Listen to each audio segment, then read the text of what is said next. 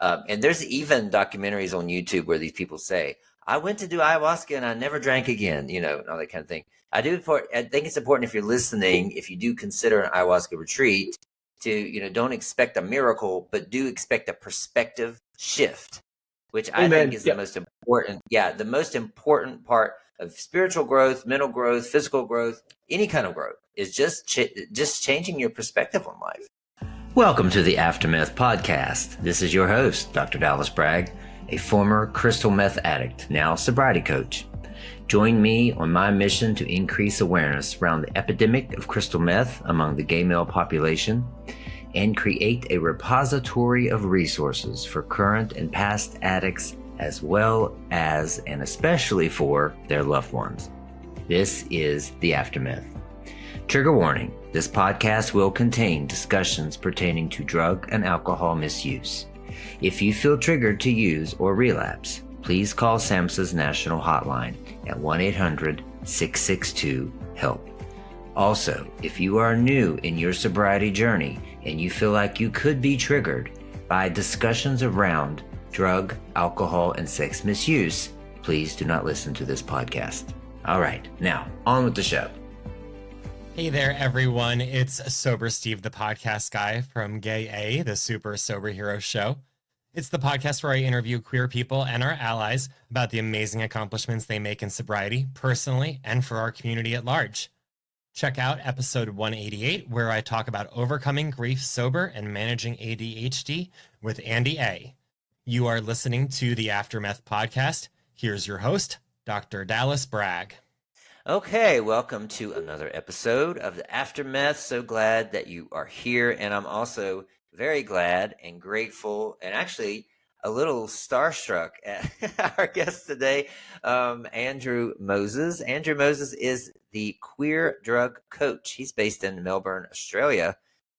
He is known for his TikTok presence, where he have been posting there for 2 years under that name. There's plenty of history of substance abuse there, starting with OxyContin in his early 20s, progressing to meth in his early 30s.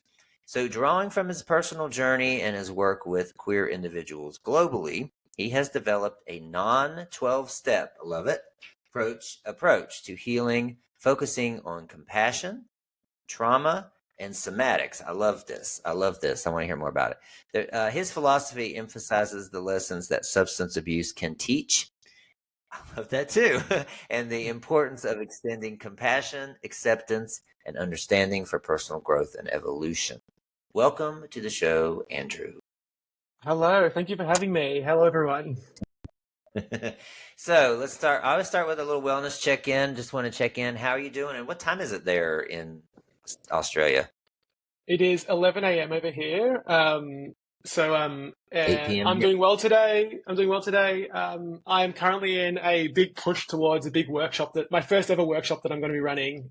It might come out before this recording comes out, but that's my main focus. So that's I'm in a big push towards that, but I'm doing well today. Good. Will the workshop be accessible after? So if this is aired after, we'll talk about the workshop then. Yeah, make sure. Yeah, let's cover the workshop. It'll be the first of hopefully many, and it'll absolutely be accessible as a recording on my website afterwards. So if people are interested, they can go there as well, and we'll talk about that during the episode today. Yeah. Good. So I'm this is past my bedtime. I could have been really early, but I wanted to make sure that we caught with you. The lighting is kind of weird. Sorry if you're watching this. I look more gray than usual, but it's okay. We'll go with it. When I started coaching or started my business, it's been January of 2023.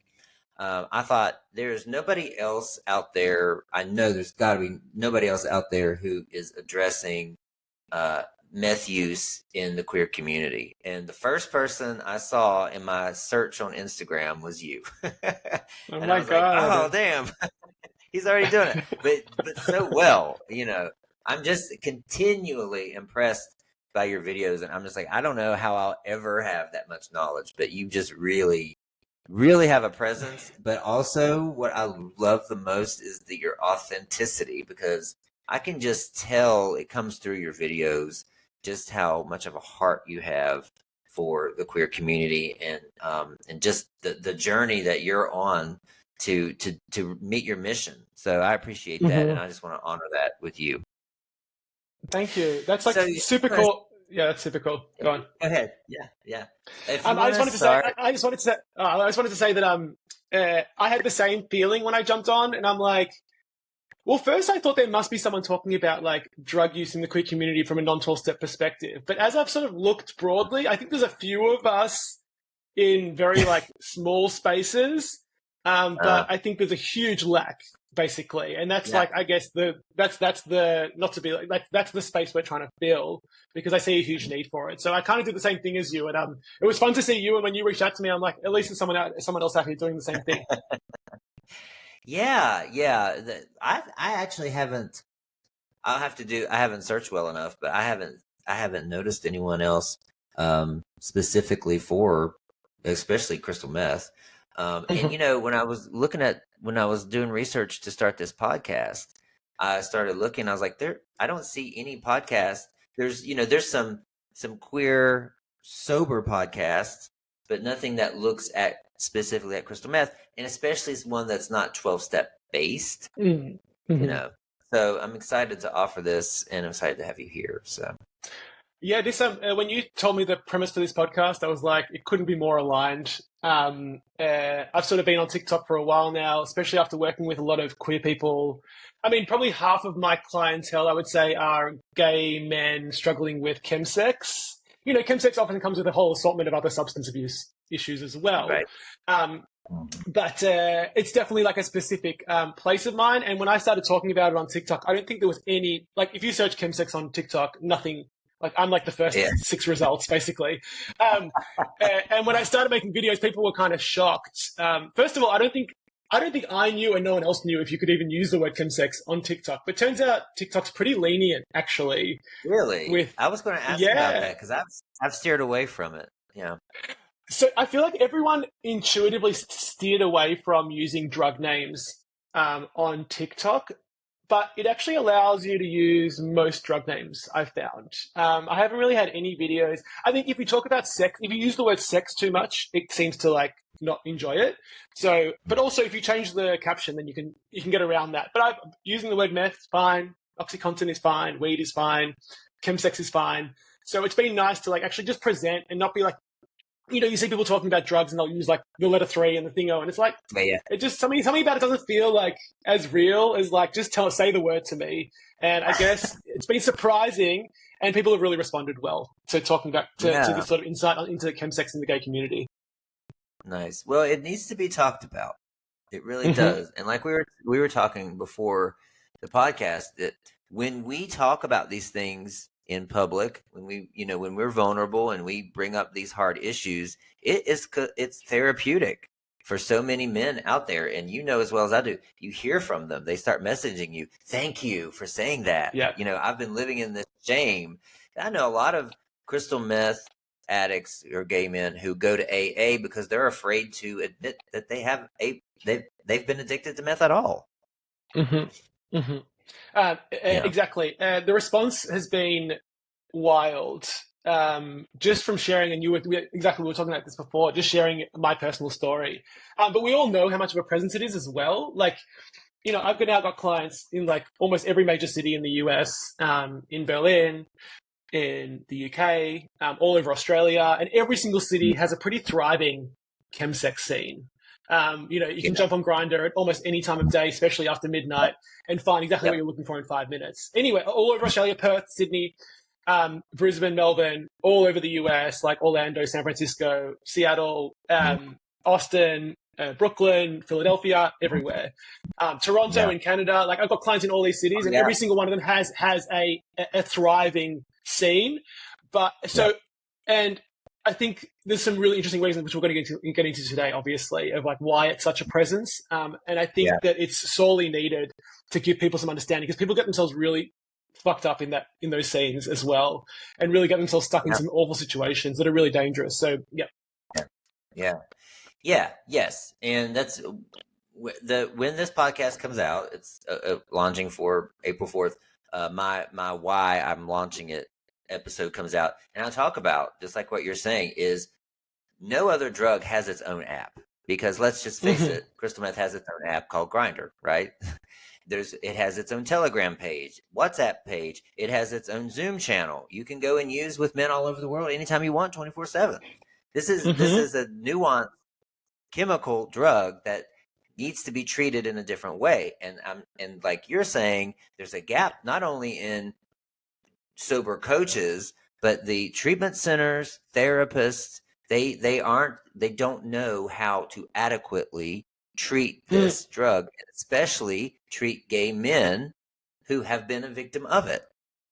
Yes. And I think that I think where I'm coming from a lot is like, I feel like there's two sides to recovery broadly, which is like there's the philosophical underpinnings of how you see what drug use actually is and what substance abuse actually is. And I think I've been putting a lot of my work into that. And then there's actually the treatment, which I've sort of started to realize they're actually different things. So it's like I feel like 12-step, especially in the US, has like infiltrated like a mind virus. Every single, even rehabs, it's just the way, even people's families, even the way their parents relate to them and their substance abuse is sort of, it's clouded and shadowed by 12-step ideology, especially around like relapse and addiction and all that kind of stuff. So, I think that the underpinnings, and I completely agree with you, where chemsex is a unique beast, basically, because it combines two things. It's not just substance use. It is combined with this whole world that is built. And we're going to talk about what that provides to people. But what I find is it's actually unique. And if you don't have experience with it and don't understand it, you can't treat it like regular substance abuse, basically. Yeah. Wow. I could listen to you for hours and hours.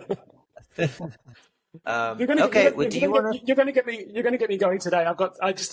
When you spoke to me yesterday, you're like, I really liked your video and I want to talk about chemsex in the gay community and like the reasons why. And I'm like, are you serious? I could like talk for hours. Like, I find it really, really exciting and exhilarating. And like the fact that I get to bounce off of someone as opposed to just talking to a void on my phone is really exciting for me today.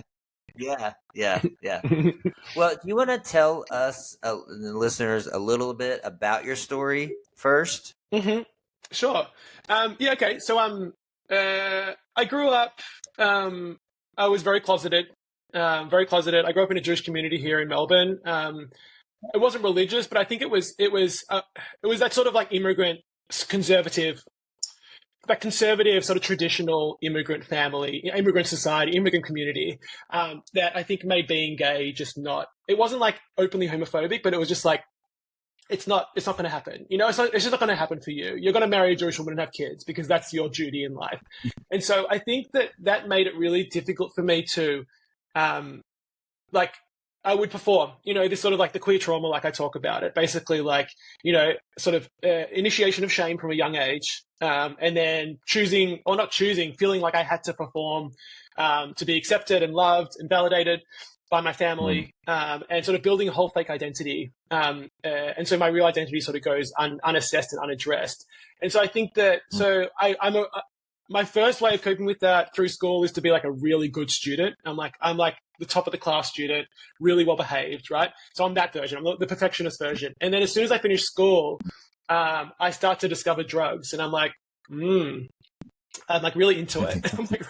I'm really into it. I'm still playing it straight. I'm dating women, very closeted. Like, I think I like to talk about the different types of closeted. I feel like there's a few types. There's the people who like always knew they were queer, gay, and it's sort of like, there's still the stigma and you still have a lot of internalized shame, but you sort of always knew. There's the other type and look, there might be more than these types. There's the other type where you are, there's the other type where you know personally that you're gay, but you don't share it openly. And so you're sort of behind closed doors. So you're sort of closeted to everyone else, but to yourself, you're at least admitting what the real reality is. I was another version, which was, I was even closeted to myself as well. So up until the age of 24, when I came out, I literally was trying to continually convince myself that I was still into women. So I carried even more shame. And so it was in that context that I think I discovered drugs for the first time. I found OxyContin. It was a long story, but basically my grandmother had like an excess supply of OxyContin. I got my hands on it. And I started to play around with it, and I was like, damn, this is good shit. Like, this is really good shit. Like, considering where I was at and considering how I felt about myself and how sort of lost I was and how little I knew of myself, and sort of how closeted I was, I think OxyContin was just a really exciting drug for me to like numb out. Yeah. Interesting. Yeah. And so I spent 4 years on using OxyContin. I ended up getting off OxyContin by going to a doctor and getting Suboxone. And I've sort of shared this story before, but I think this sort of illuminates some of the issues, and it's why I've come into the space in the way that I have, where in that period at about 26 years old, when I'm getting off OxyContin, I'm offered treatment for my drug use, but I'm not offered treatment for the reason I was using drugs. Right. So no one's helping me understand that there's actually a reason I'm using drugs. And if I don't address that reason, I can get off the drug, but I'm also just probably going to get into another one. And so I was offered the drug treatment, but about a month later I got into meth. I started using meth. I was like, well, what else? I was pretty like gung ho. I didn't really care much. Everything felt a little bit, I felt like incredibly lost. I didn't know how to live in the world. I didn't know who I was. So I started using meth again. And then that takes me through to like the age of 30. So I'll stop there and you can ask questions about that. But that's basically my drug background. Yeah. Thank you for sharing. What a two different types of drugs too, because it seems like usually people go for downers or uppers, but yeah, a little of both there, I guess. Huh? Yeah. I think it's there is it's sort of the poly drug user that I come across them. I also was very into pharmaceuticals always. I was always into like sleeping pills. I was into anything I could get my hands on, basically. I didn't really care that much as long as it altered me. So it was always like, I always was obsessed with pharmaceutical drugs. Anything I could find, I'd use.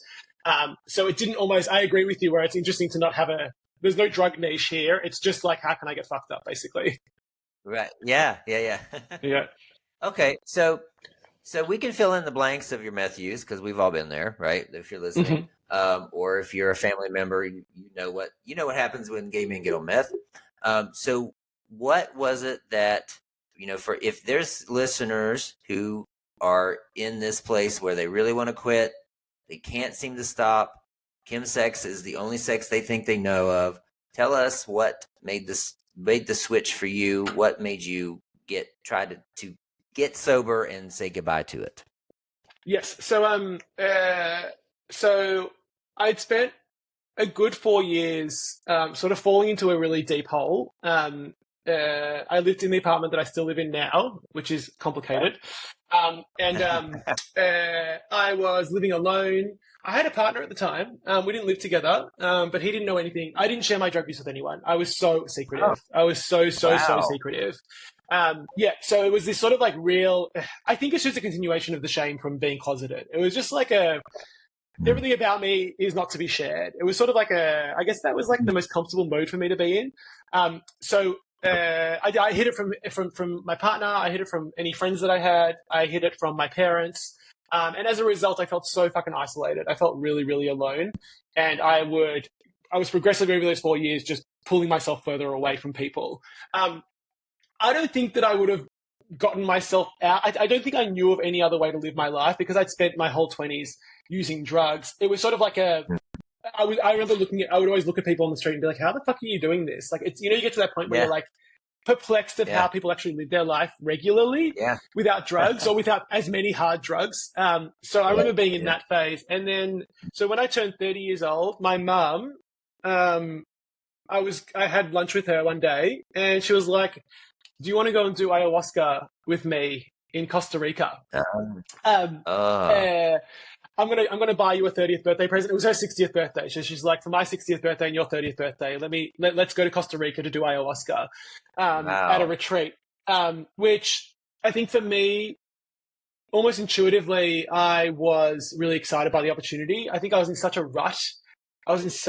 Like, it was just like Groundhog Day every single day. It was like Groundhog Week. It was actually a week because it's like a week long cycle where it's like I start using on Thursday.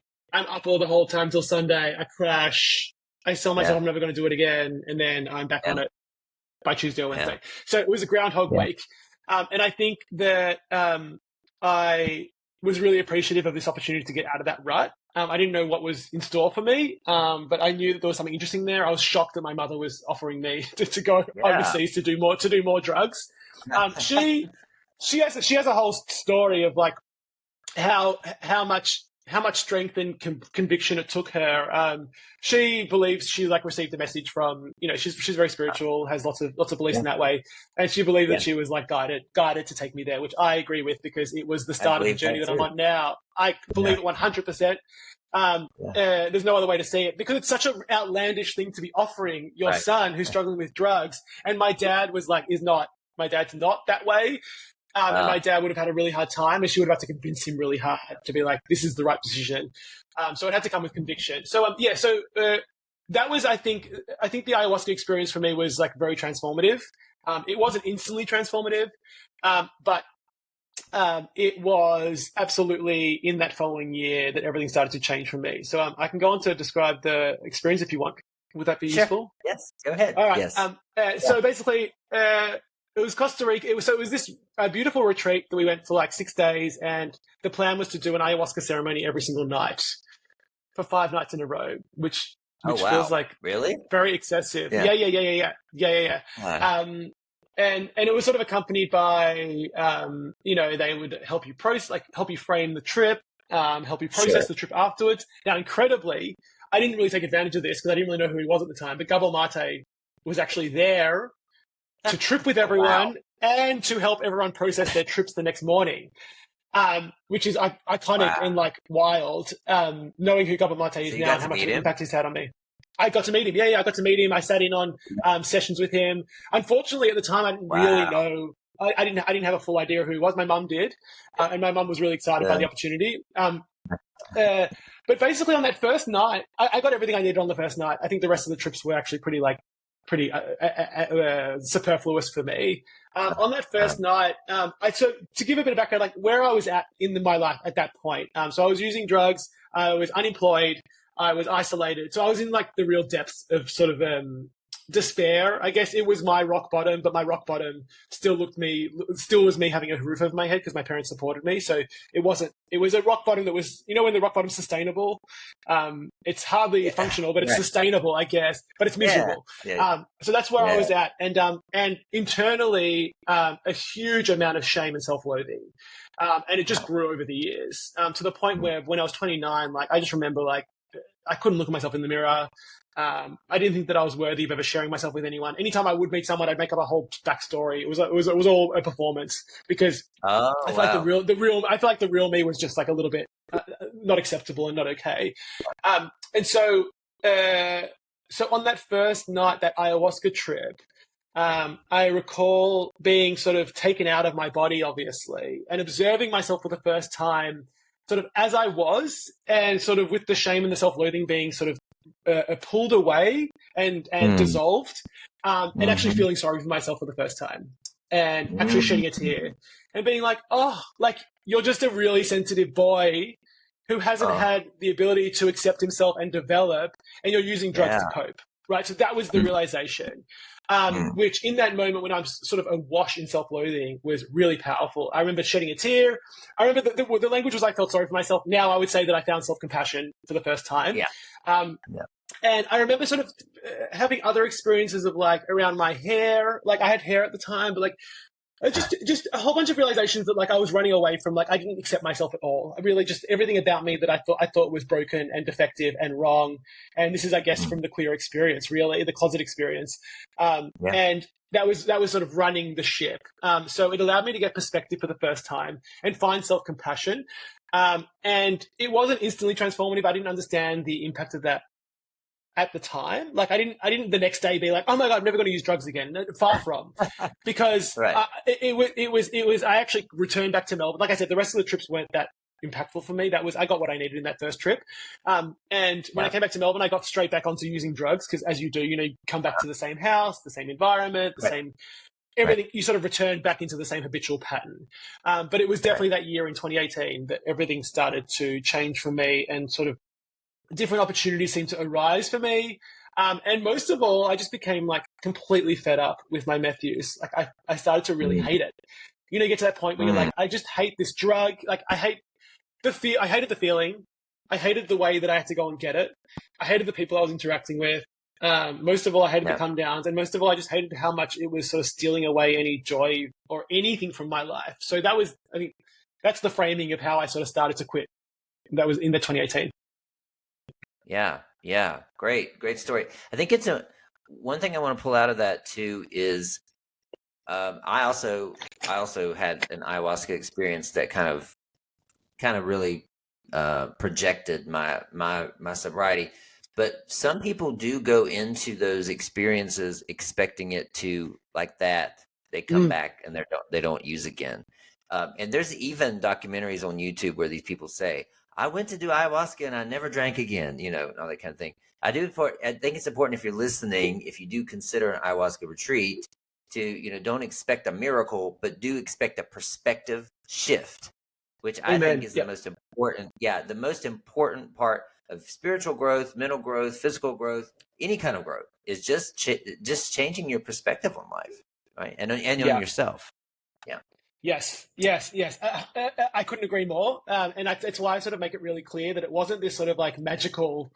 I've seen this. I remember seeing the same things. I remember reading about, like, there was a few documentaries made about like things like ibogaine and all this kind of stuff that I used to watch back in the day, where like people would go in and like they'd be magically cured, and I'm like, that doesn't seem realistic. And then from my own experience, I know how much more complicated it was. And like exactly like you said, it offered me a perspective shift. It offered me some new angle or new vision of maybe what was possible and a new way to relate to myself in my current day language, which just allowed me to step out of the same rut that I was in. So I completely agree with you. And it's more something that you have to incorporate over time very consciously, as opposed to it being some sort of magical cure.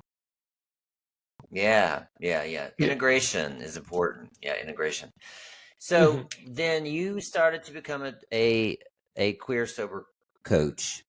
So let's hear about your techniques and what do you think is, well, yeah, let's hear about first how you approach this non-12-step somatic coaching that you offer men. What would they expect if they came to you?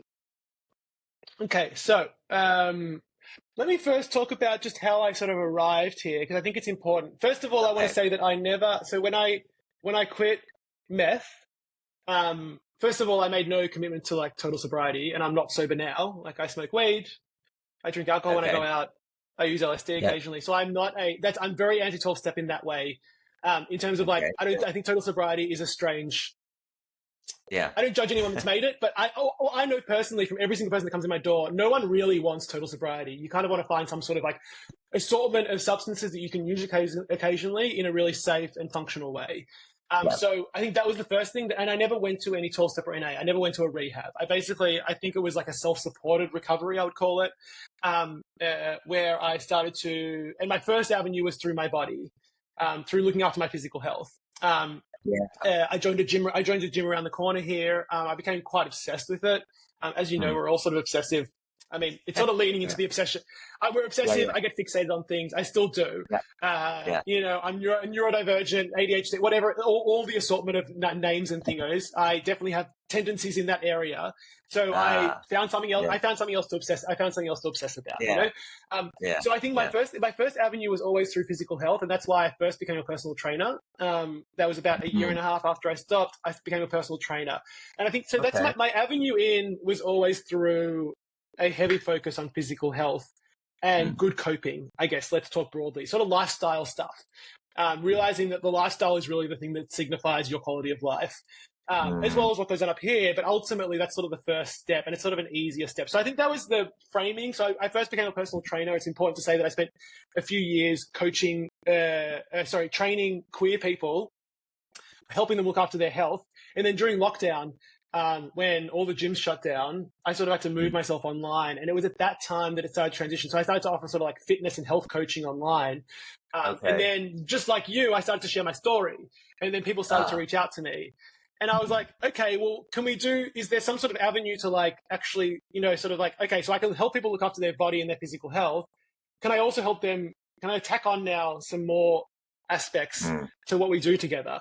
And in that vein, I got myself a mentor who I still work with, who's a clinical psychologist, to sort of support me in learning how to then sort of transform from, let's say, coaching into like mentoring, and maybe even a few therapeutic techniques to help people sort of like understand themselves. So that's an important background, I think, in terms of my own personal development, in terms of like people that have really impacted me. Obviously, Gabor Mate, probably the earliest one, and obviously from him, there's a lot to be taken away. But in terms of the understanding that substance abuse is sort of like it's not the problem in and of itself. It's like a symptom of something deeper going on, right? And so he has his book In the Realm of Hungry Ghosts, where he sort of explores incredible amount of case studies and sort of connecting all of the dots.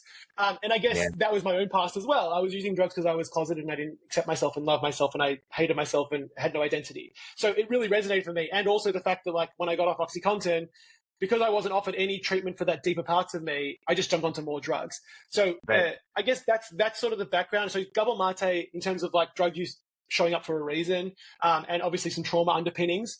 And then people like Nicole LaPrera, the holistic psychologist, who I'm sure everyone knows on Instagram, who's like an icon. I've got all of her books. So very much talking about sort of polyvagal theory, helping people understand nervous system, fight, flight, freeze. So that's sort of I think that's the background. And then obviously, When the Body Keeps the Score, like that book, Peter van der Kolk, talking about, again, sort of like trauma being stored in the body. So that's the assortment of things that I think has really informed as well as my clinical psychologist as a schema therapist. So, which sort of works on, it's a very trauma perspective, and looking at sort of the schemas that develop when we're young and how they play out, and how that sort of runs our life. So that's the framework that I work with. And I guess what I noticed first up when people started to reach out to me, and I started to, there's a Yiddish word, chutzpah, which means sort of like the nerve. I don't know, the nerve of me to like be like, all right, come. I guess people were like, look, I'm really struggling with drugs. I also want my health. So like, maybe we can just do like I'll work on my health, but let's also talk about my drug problem as well, because I trust you. And because I see myself in you, because I'm also a gay man who's struggling with drugs.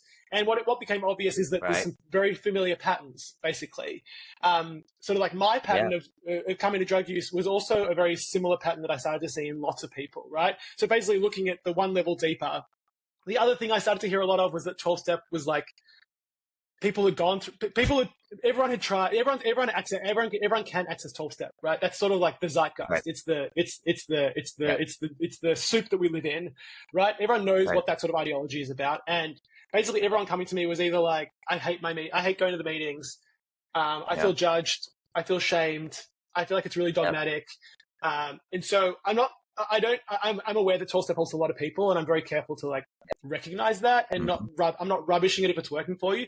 But I also know that I have a lot of people who are sort of runaways, being like, I need an alternative. I don't feel like 12-step ever recognized that I was using drugs for a reason. And, the reason is that I carry a lot of shame, and I have traumatic experiences in my past that need to be resolved and healed before I can actually jump off the substances. Right. So, that's sort of like the approach. And so when people come to me, and this has sort of been developed for the last, I guess, 2.5, 3 years, I've had the fortune of and the blessing of having people reach out to me and trust me. I guess because I'm vulnerable enough online, people reach out to me and they're like, hey, do you mind like helping me? And I'm like, I'm happy to coach and mentor you, and let's see what we can find.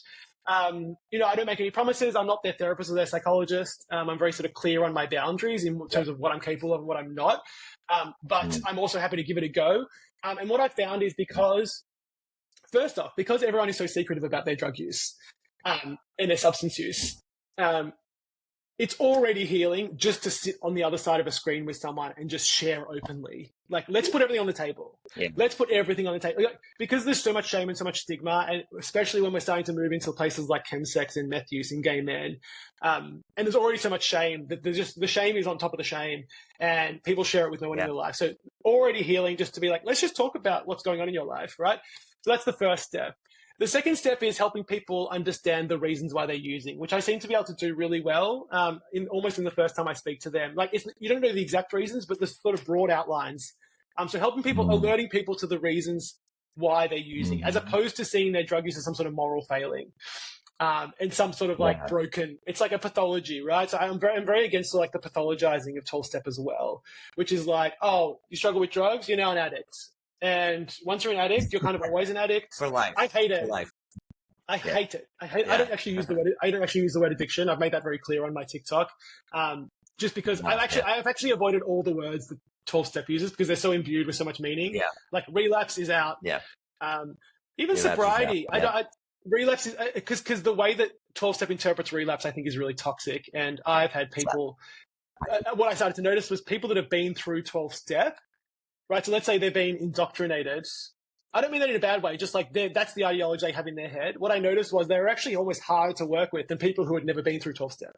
Because if they haven't been through 12-step, then I can give them a much more compassionate approch and a much more curious, understanding approach. Again, Gabor Mate talks about sort of compassionate inquiry and curiosity as like real important drivers in the healing journey. And I completely agree. As opposed to some sort of like, oh, I've fucked up and I need to judge myself and shame myself until I get better. So I think understanding, so basically giving people a space, a non-judgmental space to explore their drug usage is really important. Helping people understand the roots of their drug use. And then as I continue to work with people, sort of, you can understand the broad roots by looking at their trauma history. But then specifically, if you start to look at their actual drug use and they come back and discuss with you over and over again, you can actually start to illuminate what is driving their drug use. Like what are the deep parts of them that they are running away from, numbing, self-soothing, escaping, right? And then I think, so that's the second step, is understanding drug use. The concurrent second step is also helping them understand and reorient their relationship with themselves. Because as you know, when you're in drug use or just after drug use, or even just because of the way society treats drug use, even if you're on your recovery journey, there's still a huge amount of, I think there's like a huge amount of like self-judgment and self-criticism and shaming. It's almost like, and guilt that sort of drives the ship, which I think is incredibly toxic and actually really unhelpful. And I don't think it allows you to heal at all. I think you can do the like, I'll hold on for dear life to my sobriety, but you're not really like, I don't consider that to be healed. So I think that, does that make sense? So it's like, there needs to be an instillment of compassion and understanding and acceptance as well. Let me stop there. I've said a lot, so ask some questions and I'll keep on going. But No, I have some comments. No, I completely agree with everything that you said. For one thing, I think, in my opinion, that, and I just made a long thread about this today on X, is that what I see, what we forget in the 12-step program is in the 12th step, Bill W. mentions what happens after, which is emotional sobriety. And for some reason, we're missing that. We're missing the fact that he's saying after these 12 steps, then you become emotionally regulated. You get in touch with yourself, you connect, you have compassion with the world, and you move on, But somewhere along the lines, we set it up like a church where we make people feel like they have to keep coming back to be saved. And so I get it. I do get it. And the men that come to me who have been through the 12 steps, they're so fucking hard on themselves. Fucking hard. It's wild. Yeah. It's wild how the guilt and the shame are wild, and you're like, hey, this is not working for you. So I have the same experience. It's just like this walk of shame of coming up and get another white chip, and all this kind of stuff. I mean, I caused a big ruckus on X too, and I said, I made a tweet about, let's have a cake when we relapse, instead of this cake. Because that's really where the growth comes. Not that you've been, without the substance for 365 days, you may have not have grown at all. Yes, as a person. I completely agree. Relapse is, I think, a really important thing to cover, because it's the thing that I think is, and not only is it just in 12-step, but because 12-step is so predominant, it's actually infiltrated sort of like the way that everyone views relapse as some sort of like huge rupture, huge shame, huge trauma. And the thing I always hear from people who have been through 12-step when they, I call it a slip up. So just to get my language right, I don't like relapse, so I call it a slip up, and all my clients really love using that word slip up. So like the people that have been through 12-step, when they talk about relapse, they sort of talk about like, I was doing so well. It's almost like you've lost everything that you've done. You've lost all the work. And I'm like very quick to illuminate that like you've lost absolutely nothing. If anything, you're better off now if you can find a way to build the resiliency and learn the lessons from this most recent drug usage event. The reality is no one's journey. I really liked how you put it, which is like 365 days clear of drugs just because you're committing to sobriety. Maybe you weren't faced with any challenges in that time. So what happens when you are faced with a challenge? What happens when your self-worth gets injured or your self-esteem gets injured or you start to feel lonely? Like what happens when the deepest parts of you get triggered? If you don't have any tools to, first of all, self-support through that moment and not judge yourself and get incredibly hard, like you said, but then also tools to actually like self-reflect and be like, oh, this usage event told me X, Y, Z.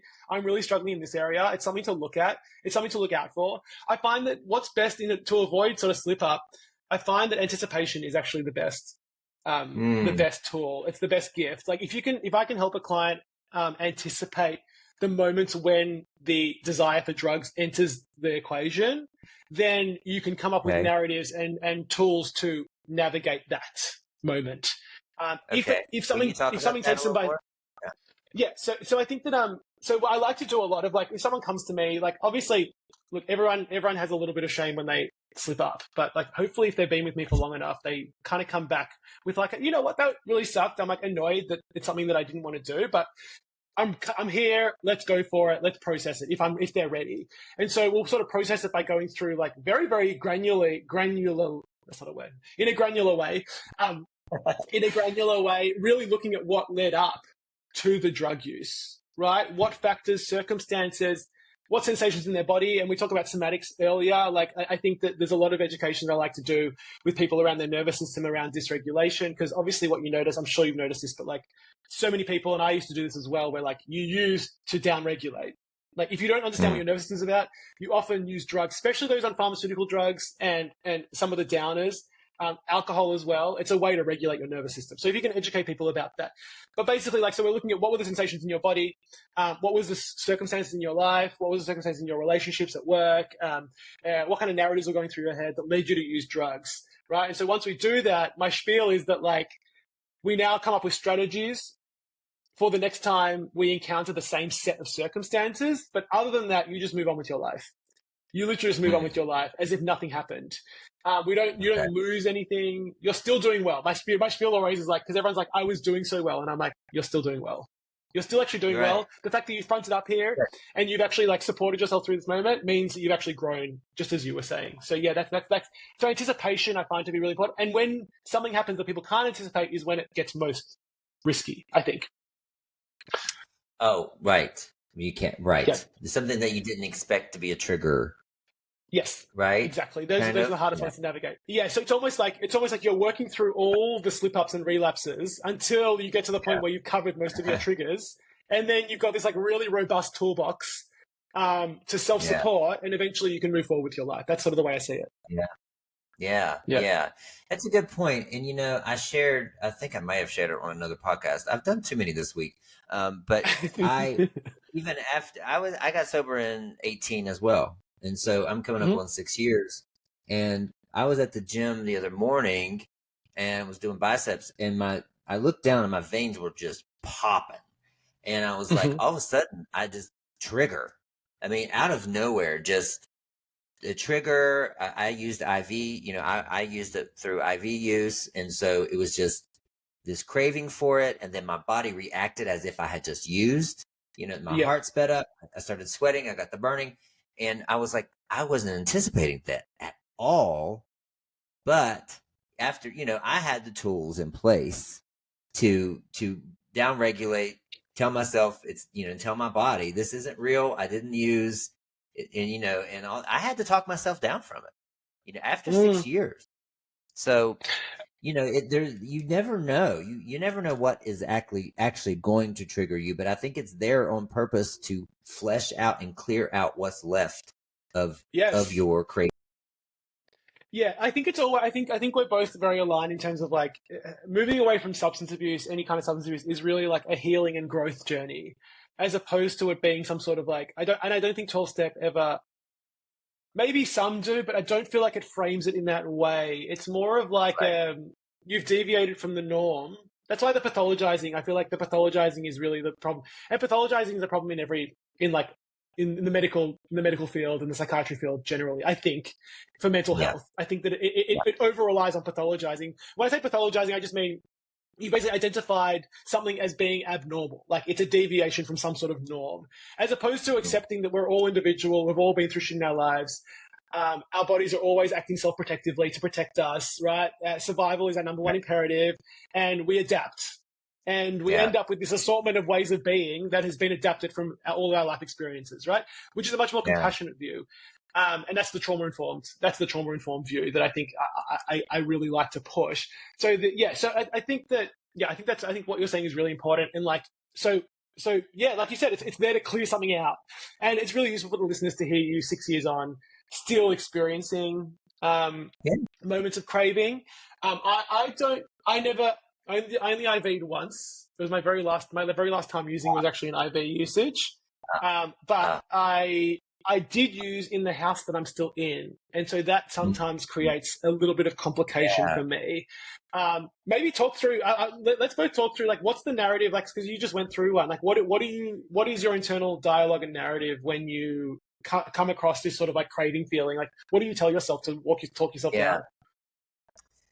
Well, I first talk to my body, and I tell my body, you didn't use, because it's so ingrained. Like when you use IV, it's intense. I was doing it 3 times a day toward the end of my drug use.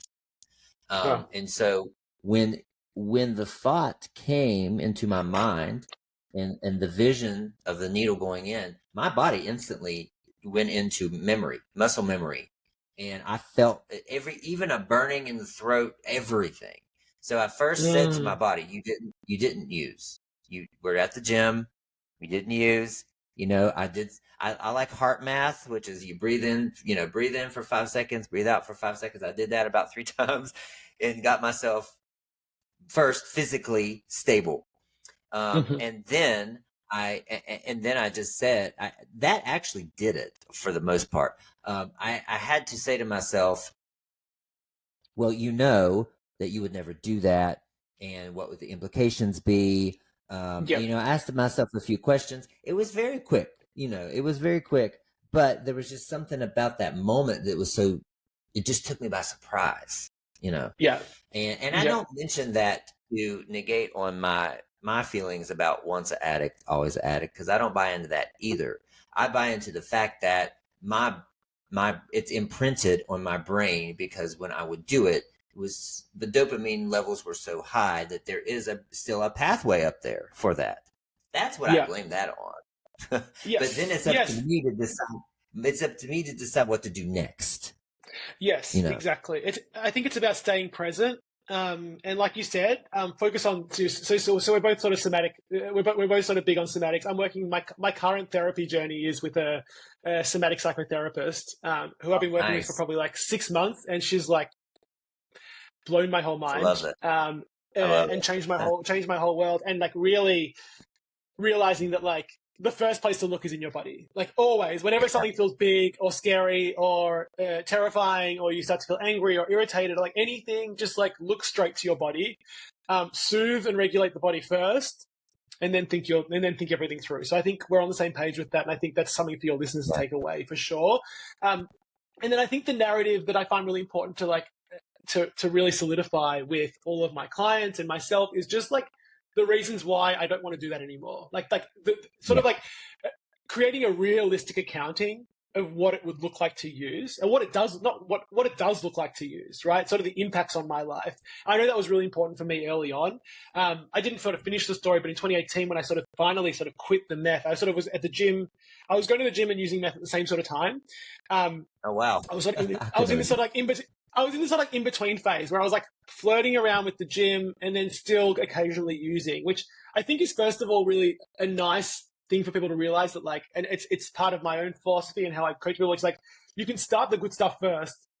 So that's why I'm like, so sobriety and abstinence, sure, it's one pathway, but in my eyes, it doesn't have to be the first promise doesn't have to be sobriety and abstinence. It can actually be the first promise can be like, I'm going to introduce things in my life that are nourishing, regulating, help me cope, and then the drug use can be sorted out sort of post that. So it's sort of like a reversal of the order. And it's because what happened with me. And then eventually the thing that made me like stop was that I started to realize the real impact of using, which was a 7-day setback, a genuine 7-day setback in my every body system from going to the gym. And so when I sort of compared the two notes of like, okay, I've got this thing that's making me feel really good. I finally feel proud of myself. I'm going to the gym.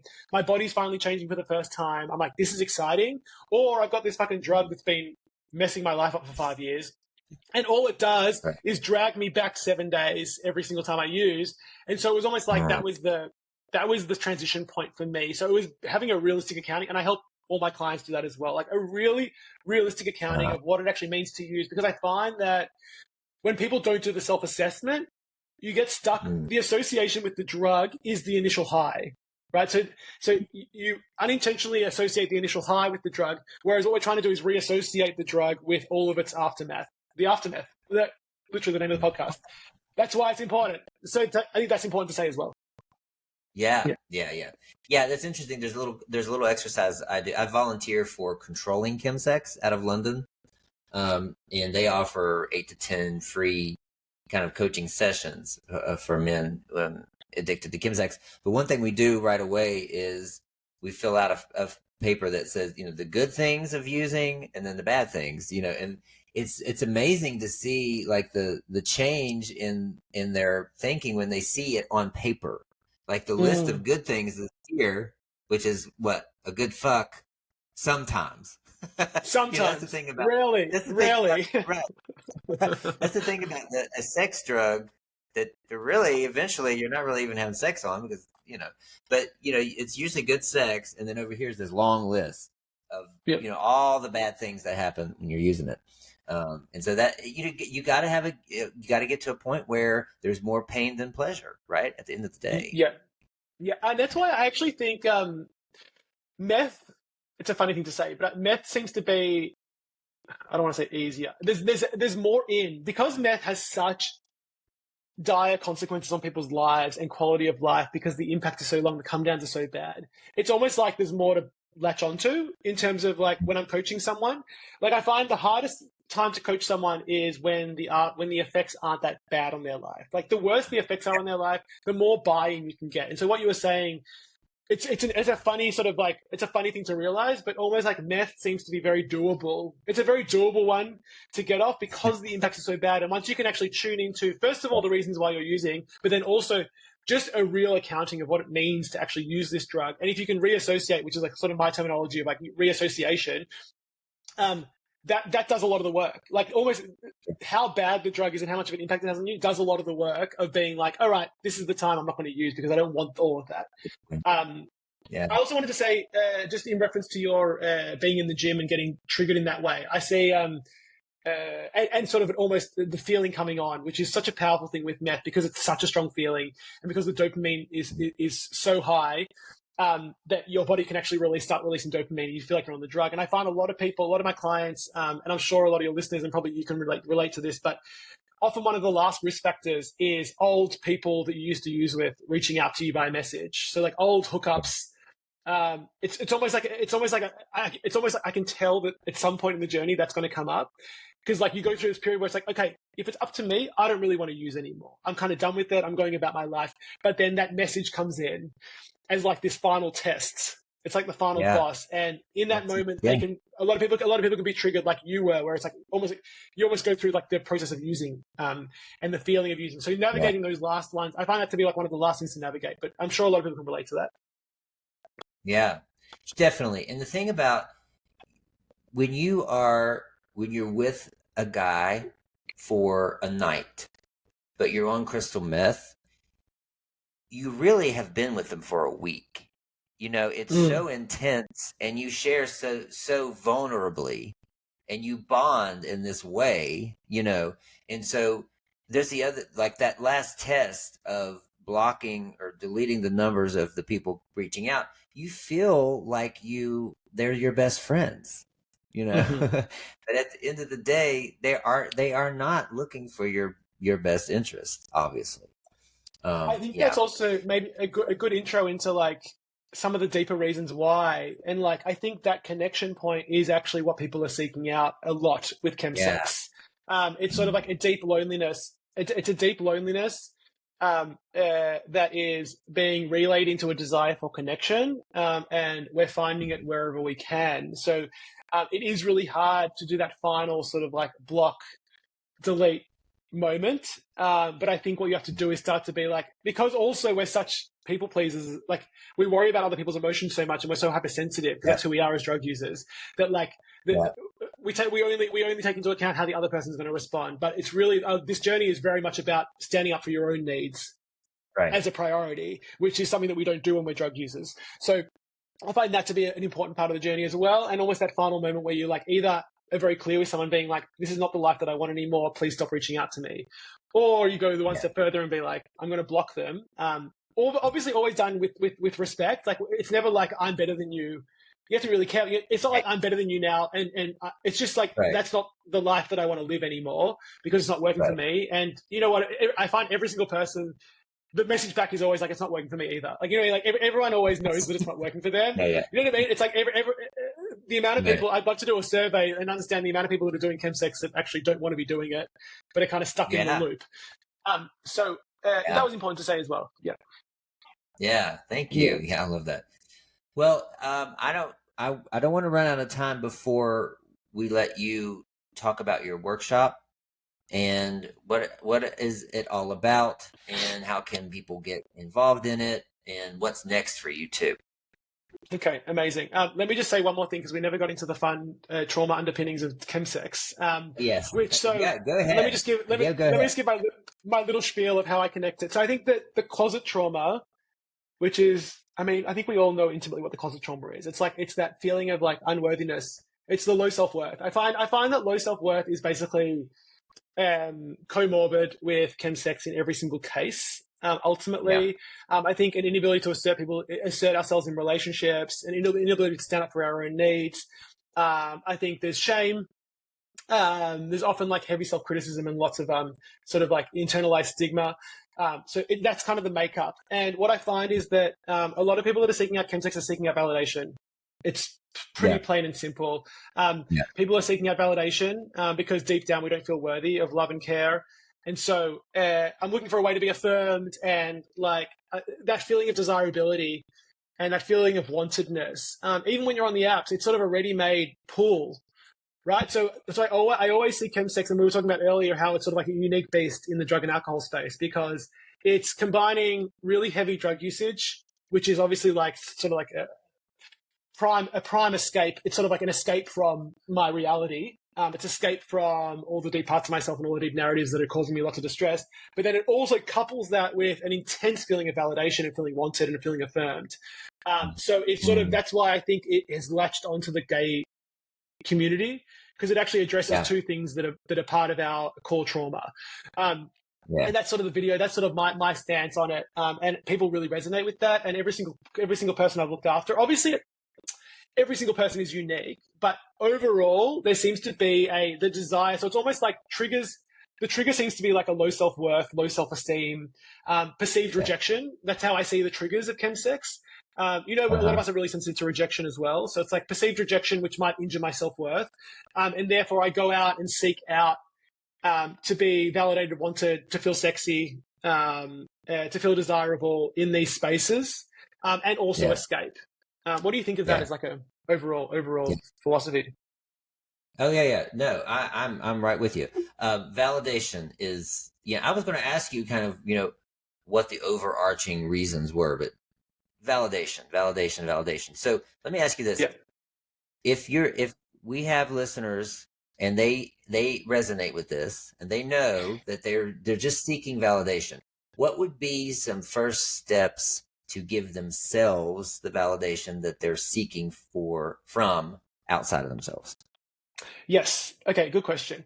I think that this is why I focus a lot on reorienting our relationship with ourselves. I think that a lot of us unintentionally, we're not even aware. It's like the relationship to self is sort of like the fish in the water, where it's like it doesn't know it's in the water. So like you relate to yourself in a certain way. It's like me when I was in my 20s and like the self-loathing, the self-criticism, the shame. I just thought that was the only way that, like, you don't know there is any other way. But the reality is that you can actually reorient that relationship. And I find this work it's work that can actually be done in a reasonable period of time, which is like we're trying to completely reorient that, and we're trying to find compassion, understanding, acceptance, and curiosity. So those are the 4 words that we're trying to replace, right?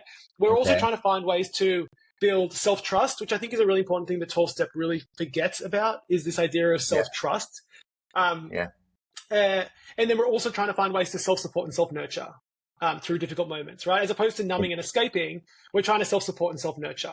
So that's sort of like the relationship to self part that I think has to be done, right? And then what you're saying around, so first of all, that helps to, if you start to treat yourself, and also realizing that the opposite of shame is pride, really. So like if you can find lifestyle factors that you actually start to feel proud of, right? If everything you do in your life you feel really shitty about, and you're like, I don't want to share, you just carry all the shame. You have to start doing things that you can be proud of and actually take the time to be proud of yourself as well. I think that's really important. I think in terms of the validation piece, there's like my clinical psychologist mentor gave me this, which is like, there's a difference between authentic and inauthentic validation. Not all external validation is bad.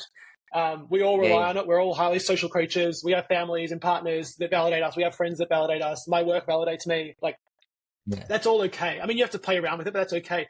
But I think it's more looking for places where you can actually be authentically validated, which means that the real parts of you are being validated, right? So you may be showing up authentically to some sort of like hobby, like being validated only because of your body and your genitals in this sort of like sexualized way isn't really validating you. And that's why it always feels temporary. It's like this sort of like, you get this real peak and then you crash.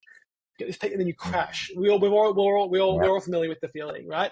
And then it's in that crash that you start to then seek out the validation again. So I think it's about really reorienting where and how you're meeting people. Also doing things that you can actually be proud of. I think this is where looking after your physical health is like a non-negotiable. That's absolutely, I think we're both on that path where like you have to like start finding a way to actually care for yourself, which is the counterpoint to the destruction with drugs. So I think relationship to self is a good way to think about this. And if you can start to build some of that, and look, that's why I also have the opinion that you can start doing that while you're still using if you need to. So that's why you don't need to do, sobriety and abstinence doesn't have to be your first promise. You can actually start to reorient your relationship with yourself, and that'll help you as you go down the line to eventually make the decisions that's best for your future. So that's my spiel. Yeah, no, I love that. Yeah. And I love that you offer that. It's almost like a harm reduction type philosophy for people. That it comes in steps, right? And that's what I try to tell when guys reach out to me. They're in the depths of their addiction. I know you don't use the word addiction, but they're in the meth use. I just tell them, if you can go, just take it little by little. Like you're saying, build self-trust in yourself. So make a tiny little goal today. Will you use for the next hour? Yes, make tiny goals and start to tell yourself and let yourself know that when I say something, I mean it. I'm not lying to myself anymore. I do trust in what I have. My words mean something. You have to start somewhere. You have to start somewhere. Yeah. I think the time frames, I really like to really reiterate that like the time frames have to be extended. Everyone's time frames always have to be extended. Like everyone always, I think this is another thing that 12-step has made a big mistake on, which is it's like, it sort of presents the solution as, it's not really like this, but like, it's almost like the solution is like a one-time, it's like a decision you make once, and then you hold on to that decision. Whereas the reality is that for those of us that come to drug use because of trauma, right? Those of us, I like the term self-medication. Like I think that self-medication is often the frame for understanding a lot of people's drug use, especially in our community.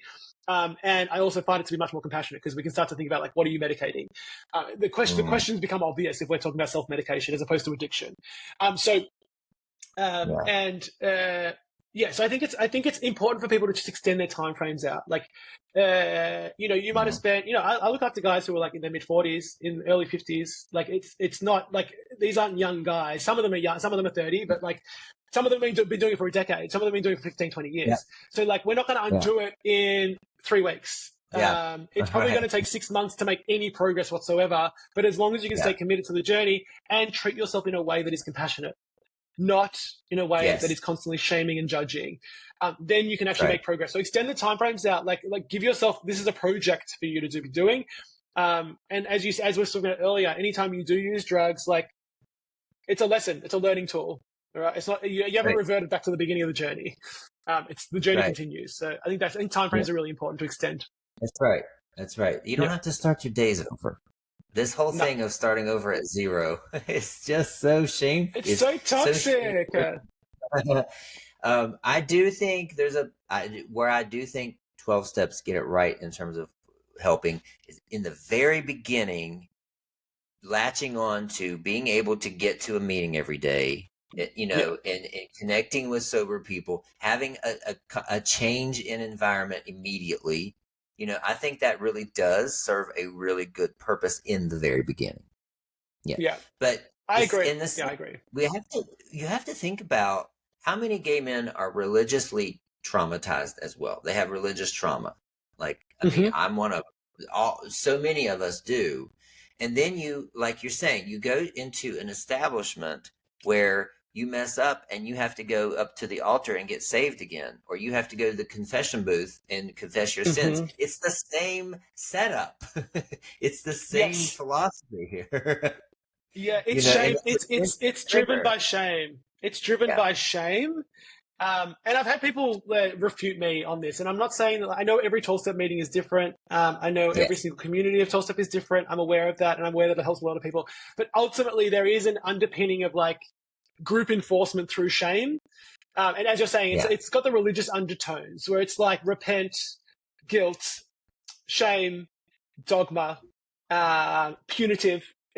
That's in its worst form. That's what it can give people, and people feel very judged when they're in those spaces. It's also toxically masculine because unless you find a queer group, it's like it can be toxically masculine. So I think for those reasons, that's why I'm like queer people and NA. Like you're right, the meetings are the strongest part. The meetings, people love the meetings. People always say to me like, I love the meetings, I hate the ideology, basically. So I'm like, eventually, people like us, me and you, are going to create something brand new where people can come and collect for sure, undoubtedly, and I believe strongly in that. Well, I've already rewritten the 12 steps. Nice. I rewrote them, and I have it in certain places. I just haven't made it public yet.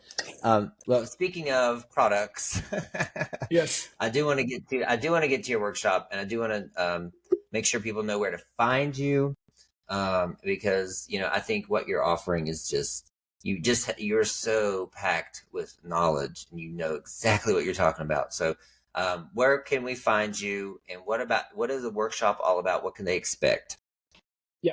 Okay. So first of all, I'm on TikTok mainly. My name is The Queer Drug Coach. That's my title there. I post very, very frequently. I'm on there all the time, experimenting and trying new things.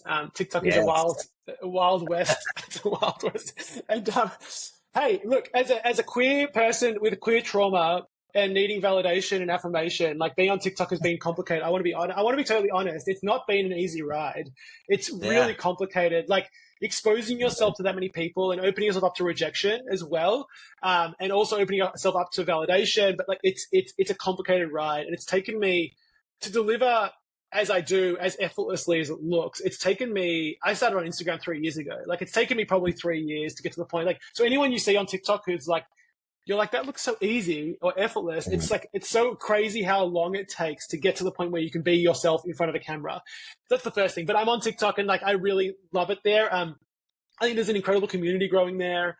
Lots of really good engagement from people that are aligned with this. If you've sort of aligned with our philosophy today, what I find is, this is the interesting thing. I find that a lot of people who self-support themselves through a drug recovery actually follow the similar principles that I'm sort of espousing. It's like, it's not a new philosophy. It just isn't, it hasn't been sort of like formulated. I don't feel like it's sort of like, but it's very common. It's common out there. Like a lot of people comment on my videos being like, this is exactly how I did it. This is what I did. Yes, I agree.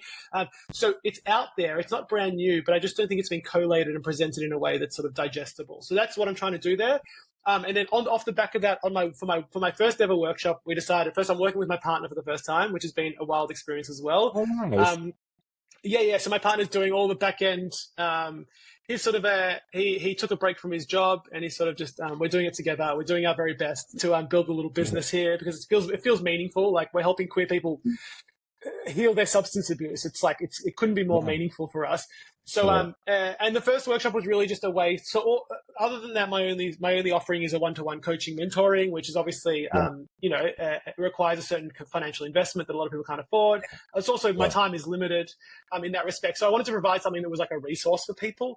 Nice. So the idea of the workshop was basically a full exploration of my sort of philosophy and the way that I coach people and mentor people away from drugs.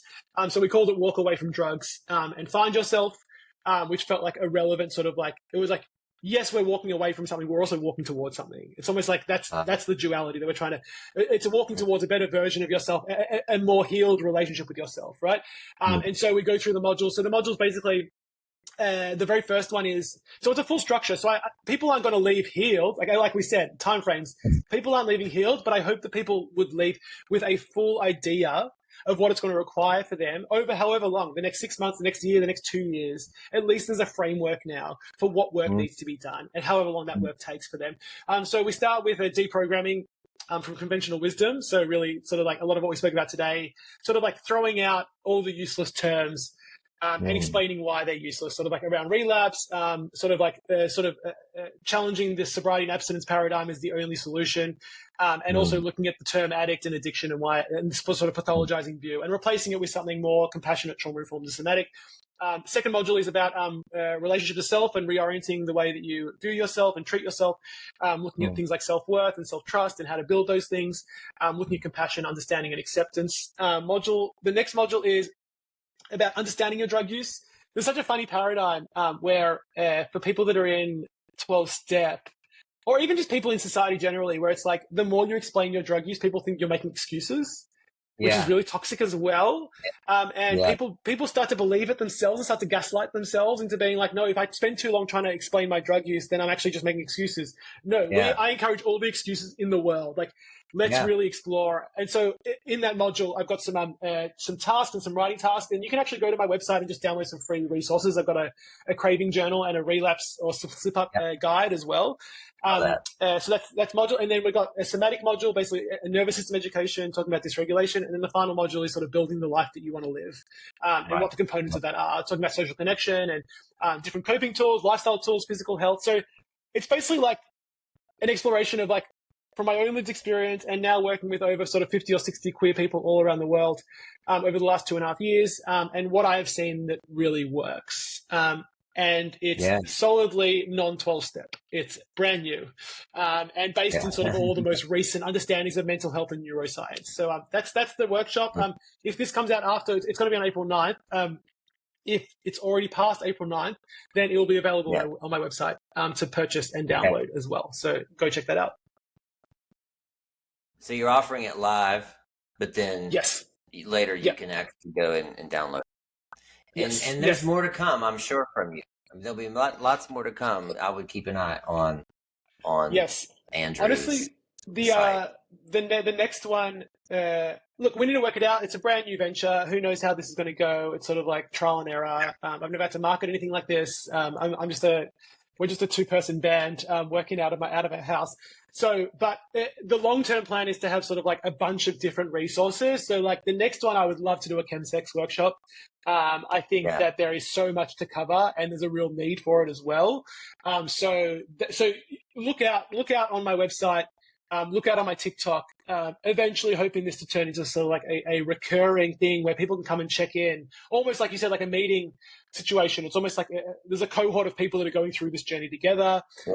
There's going to be a Q&A. So that's the long-term plan. Who knows how long that'll take to implement. But for the time being, this is sort of like the starting point. So if you want to come and support me and join in with this new venture, then I'd love to have you there. Yeah, that's fantastic. Yes, go. At the very least, follow Andrew on TikTok. For sure. And by the way, you have double the company. You have double the manpower I have. It's just me here. It's true. It's crazy. It's been like you see people on TikTok sort of effortlessly like offering up products and stuff, and you're like, what? Like when you start to like actually develop them all, you're like, this is a How do you? wild amount of work. It's a wild amount of work, and it's also wild on top of an already full workload, like, coaching Yeah, and mentoring people and making content online. And then to yeah, like on top of that, so it's been a journey. I'm along for the journey. It's been challenging at times, but again, timeframes. If this takes 6 months to get off the ground, but there's going to be yeah. workshops. They're going to be really, really beneficial. Like I would love you guys to come and support and be there from the beginning. So yeah, Good. Yeah, I yes, will. I have to. yes. I do have to say a caveat in case he listens to this part. My brother is helping me edit the podcast and helping designing it and different things like that. So I do have some help Uh, if my brother is listening. So yay anyway, family. yeah, I'd really love to have you back because there's a lot of topics we didn't talk about, which is sober sex, which is Yep. partners of users. There's a lot of other issues. If you'd like to come back sometime, I would love to dig in deep because the biggest question I get is, how can I ever have sober sex again? You Yes, know, I agree. and it keeps so many men in addiction because they're afraid of boring vanilla sex for the rest of their life, or I they can can't get horny without it. So that's another topic I'd like to dive into next time. I completely agree. I've had to cover that with many, many, many men. Yeah, and I get a lot of people reaching out to me, and that's sort of like the main thing that's left over after their usage. They're like, all right, I'm not using now, but also I don't have any sex drive, and Yeah, I can't connect with people in a sober way. So yeah, I'd love to come back. This was a great conversation. This is amazing. great, good. Well, thank you very, very, very much. I enjoyed meeting you. I've been watching you for 14 months now, and so I enjoyed meeting you in person. And Cool. thanks. And I hope you enjoy the rest of the day. And for all of you all, just stick around, and I have messages after this. Hey, Dallas here. Are you tired of stacking up the white chips? 12 steps hasn't worked for you. Been to treatment several times, feeling pretty hopeless. You're asking yourself, will I ever be able to get past relapse? Will I ever be able to string together a substantial amount of sober time? I'm here to tell you that oftentimes the answer to relapse is a slight shift in perception. Actually, any growth in life, spiritual, mental, emotional, it's one perception shift after the other. I'm giving away my free 28-day reframing relapse online course to help you shift your perception about your addiction, your relapse, and yourself. This 28-day program has daily journal prompts, guided meditations, and 2 free 30-minute coaching sessions with yours truly.